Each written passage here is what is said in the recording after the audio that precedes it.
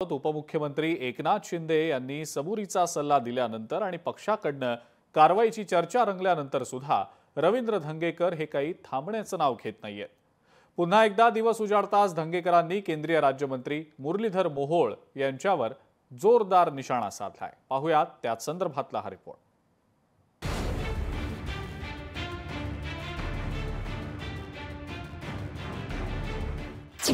दंगेकरांची मोहळांविरोधात आरोपांची माळ।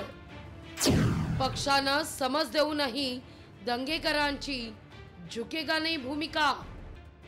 गेल्या काही दिवसांपासून जैन हॉस्टेल व्यवहार प्रकरणावरून पुण्यातील राजकीय वातावरण तापलंय।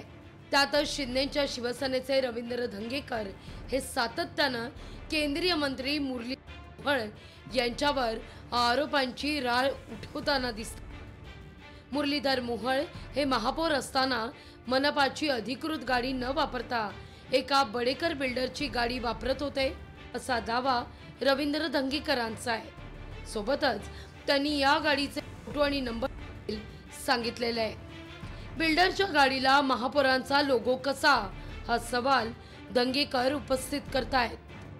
एका खाजगी बिल्डरच्या नावावर गाडी असताना महानगरपालिकेचा लोगो ज्याचं सन्मान आहे जे छत्रपती शिवाजी महाराजांचं पुणे आणि तो सन्मान तुम्ही घाण ठेवलाय। म्हणजे याचं उत्तर जर तुम्हाला आता देताना आलं तर हा विषय का निघाला तर बडेकर हा या टेंडरमध्ये 2 नंबरला आहे। म्हणजे ही सगळी यंत्रणा तुमचे हे सगळे जे तुमच्या धंद्यातले व्यावसायिक आहेत तो तुमचा व्यवसाय वेगळा पण ही शासकीय यंत्रणा तुम्ही त्यांच्या दारामध्ये नेऊन ठेवलेली आणि ही सगळी इज्जतीचा फालुदा तुम्ही या पुणेकरांचा केलाय याचं उत्तर तुम्हाला द्यावं लागेल। या सगळ्यावर आता मुरलीधर मोहोळ यांनी देखील दंगेकरांवर पलटवार केलाय। दंगेकर बोगस ट्विट करतात। महापालिकेची गाडी मी वापरलेलीच नाहीये। लोकसभा निवडणुकीत ॲफिडेव्हिट मध्ये आपण या सगळ्या गोष्टी नमूद केलाय। विशेष म्हणजे पुण्याला एकमेव महापौर असा मिळालाय जो स्वतःची गाडी वापरतो असं म्हणत मोहोळ यांनी पलटवार केलाय। रोज सकाळी तुम्ही तिथं जाता ते खोटं बोगस काय ती ट्विट करतो तो बाबा आणि तुम्ही त्याच बातम्या चालवताय। बडेकरांच्या नावाची गाडी कुठली आहे? बडेकर प्रॉपर्टीज। माझ्या लोकसभेच्या निवडणुकीच्या प्रतिज्ञापत्रामध्ये मी स्पष्ट दिलंय की मी या पार्टनरशिप मध्ये मी पार्टनर आहे। त्या पार्टनरशिप मधली माझी गाडी मी वापरली, मी स्वतःची गाडी वापरली, स्वतःचं इंधन वापरलं। अरे बाबा इतका कृतज्ञ का होताय? मी त्या माणसावर इलेक्शनला पण नाही बोललो।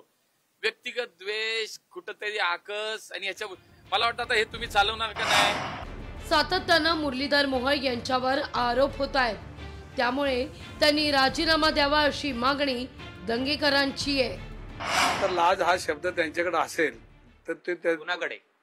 आता तुम्ही ज्याचं नाव विचारलं त्याच म्हणतो ना मी राव कोणाकडे आता तुम्ही जे पंतप्रधान नरेंद्र मोदी आहेत ते डिसिजन मेकर असणार आहे। ज्यांना राजीनामा द्यायचा त्यांना लाज असेल किंवा ही जबाबदारी घेऊन जर त्यांना जायचं ती लाज नावाचा शब्द त्यांच्याकडे असेल तर त्यांनी तो पुढे बघावं नाही तर चालच आम्ही बोलतोच रोज। गेल्या अनेक दिवसांपासून कधी जनता दरबारच्या माध्यमातून तर कधी कार्यकर्ता मेळावा आणि कधी जाहीर कार्यक्रमांच्या माध्यमातून भाजपचे मंत्री गणेश नाईक हे ठाण्यामध्ये शिंदे सेनेला सातत्यानं डिवचतायत। थेट मुख्यमंत्री देवेंद्र फडणवीस यांच्याकडे या संदर्भात तक्रारी देखील करून झाल्यात। मात्र त्यांनी नेहमीप्रमाणेच स्मितहास्य करून बोळवण केल्यानं शिंदे सेनेमध्ये ठाणे आणि उपनगर परिसरात प्रचंड अस्वस्थता आहे। म्हणूनच की काय शिंदे सेनेकडून आपल्या भात्यामध्ये नव्यानंच समाविष्ट करण्यात आलेले रवींद्र धंगेकर हे पुण्यामध्ये ऍक्टिव्ह करण्यात आलेत की काय अशी चर्चा आहे। केंद्रीय मंत्री मुरलीधर मोहोळ यांच्यावर जैन हॉस्टेल जमीन व्यवहार विक्री प्रकरणावर सातत्यानं आरोप केले जात आहेत। तुमचे गणेश नाईक तर आमचे रवींद्र धंगेकर असा हा आता भाजप विरुद्ध शिवसेना शिंदे यांच्यातील आरोप प्रत्यारोपांचा सामना येणाऱ्या काळात नेमक्या कोणत्या वळणावर जाऊन ठेपतो हे पाहणं महत्त्वाचं आहे। अमोल धर्माधिकारी, लोकशाही मराठी, पुणे।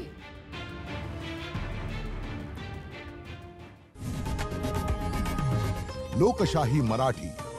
ऐका, पहा, जागरूक रहा.